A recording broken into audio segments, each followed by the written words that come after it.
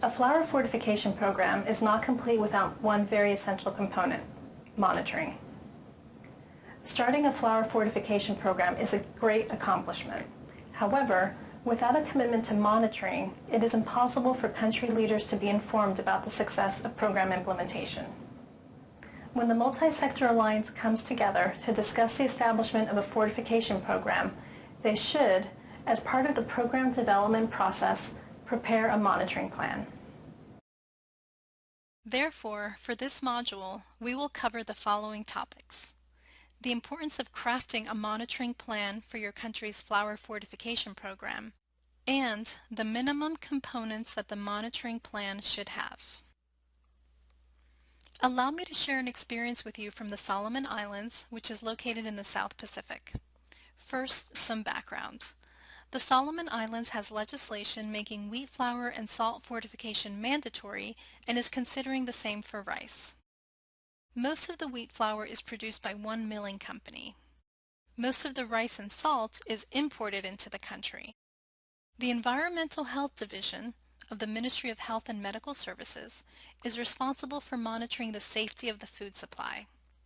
We saw earlier a photograph of the multi-sector alliance that oversees the fortification program. The alliance is called the Food Fortification National Committee. A two-page monitoring plan was drafted and approved by the Food Fortification National Committee. Part of the document is copied here. You can also review it in the Resources section of this module. The plan states that there will be three components to fortification monitoring on the Solomon Islands: internal monitoring by the wheat mill, external monitoring of the wheat mill by the Environmental Health Division of the Ministry of Health and Medical Services, and monitoring of imported rice and salt by a few entities: the Environmental Health Division, Customs, and Quarantine. An important guiding principle in this work is that the fortification monitoring protocols will be integrated into the country's existing food safety monitoring protocols. Each country's monitoring plan will be unique. However, to get you started, here are some likely components of a monitoring plan: a recap of the goals and objectives of the country's fortification program and how monitoring helps meet these. While this is not technical, it does serve to motivate those who work in fortification monitoring. Identification of a few key indicators to quickly determine if the program is going in the right direction.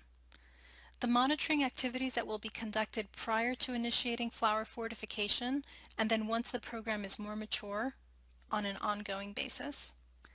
And then considerations on how and with what frequency monitoring results will be disseminated. We will discuss each of these in turn. Here we have an example of how the goals and objectives of a fortification program are specified. This document is from the Food Standards Organization of Australia and New Zealand. The goal of mandatory folic acid fortification in Australia is to provide additional protection against neural tube defects, and the specific objectives are to reduce the number of pregnancies affected by neural tube defects up to 14% each year in Australia. How will you know if the fortification program is progressing satisfactorily? The use of indicators can help with that. What exactly are indicators? They are specific factors that can be assessed or measured to describe the characteristics of the fortification program and to allow program managers to gauge progress toward achieving the program objectives. Here we have some sample indicators for the different types of monitoring that you will carry out in your fortification program.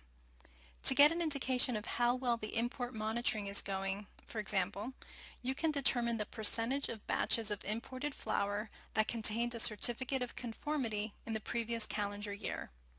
If that number is significantly lower than 100%, then the import monitoring activities need to be strengthened. The World Health Organization, together with the U.S. Centers for Disease Control and Prevention, developed an e-catalog of indicators for micronutrient programs. You can find these at the World Health Organization website indicated on the slide. There are approximately 20 options of flour fortification indicators, which are available by clicking on the tab List of Indicators. The multi-sector alliance in your country should select a limited number of indicators to adapt and use. Trying to track all 20 is unrealistic and will result in poor data quality. Many monitoring activities need to be undertaken before fortification begins and then continuously throughout the life of the program. This slide presents some of these. For example, prior to fortification starting, you must train millers and government inspectors in how to monitor flour fortification.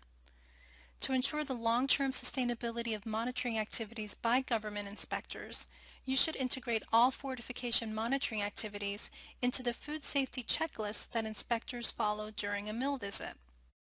It is also helpful to map the roles and responsibilities of all parties involved in monitoring. In the Solomon Islands experience, for example, the Environmental Health Division, Customs, and Quarantine will each monitor some aspect of the fortified foods imported into the country. Since 3 entities will be involved, it is important to clearly define the roles of each to avoid duplication of efforts on one hand or lack of enforcement on the other hand. Example monitoring activities that must be continuously carried out include holding refresher monitoring trainings. Another key activity is for the Multi-Sectoral Alliance to meet regularly to compile and review the monitoring information gathered, and to use this information to make decisions that will continuously improve the program.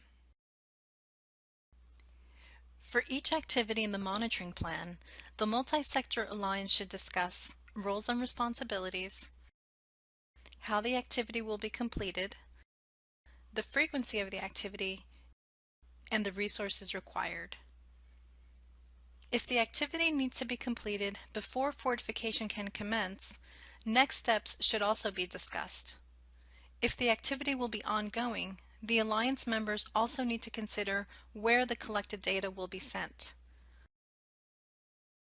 Let's take a look at a pre-fortification example. The activity is integrate monitoring activities into food safety protocols. The Food Control Authority and the Customs Agency of the country will be in charge of this activity. Staff tasked with this assignment will meet within their respective agencies and conduct bilateral meetings as needed. Activity progress updates will be provided during each Multi-Sector Alliance meeting, which takes place approximately every 3 months. The regulatory monitoring procedures should be fully integrated into existing food safety protocols after 6 months. Signatory approvals by representatives of the Food Control Authority and the Customs Agency will likely be required thereafter to adopt the amendments to the food safety protocols. The second example covers an ongoing activity. Conduct audit at each mill that participates in the flour fortification program.